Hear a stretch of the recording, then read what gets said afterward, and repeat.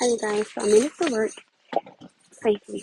So I just really want to give a quick special update on something. I genuinely want people to stop saying that Kyle is my boyfriend because it's extremely annoying. And I get that from everybody all the time.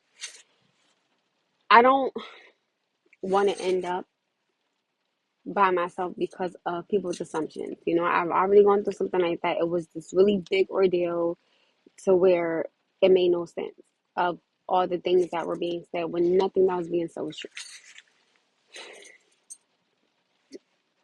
I don't mean no disrespect or no harm when I say this, but I need a man that is understanding pertaining to, okay, I'm a single mother. I need help. I don't have a village. I only have my mom and my best friend. My best friend has a car, my mother doesn't. So he does a lot of picking up and dropping off, and he does a lot of things for me and Noah, and vice versa. So it's not just him doing it, it's me doing it for him. People ask me all the time, why don't you want to be him? Because I don't want him. 14, 15 years, never did anything with this man, and it's very frustrating that any gentleman that I've tried to be with, and I've spoken on my best friend because he's been in my life for so long and he helps me with Noah. First thing they say is, "Oh, are you dealing with him?" No. Have you ever dealt with him? No. On any level? No. I've looked men in the eyes, told them no. I don't know what else to do. And last time I checked, Jesus had friends. So I'm slightly a bit confused. They spoke about Jesus, so of course they're going to speak about you.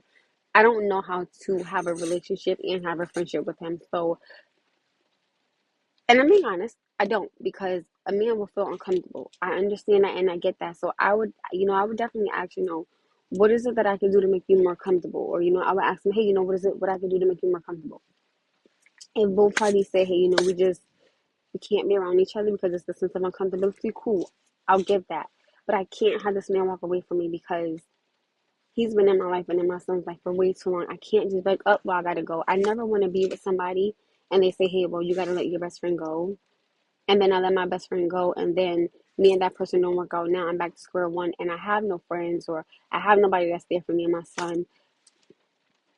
I just want the respect level for everybody. So everybody has a sense of comfortability when I'm around, he's around, they're around, whatever the case may be.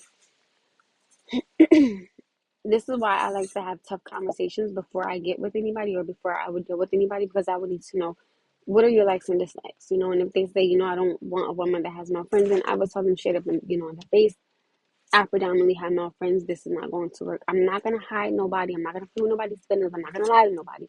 I'm coming in hot and heavy and real with it.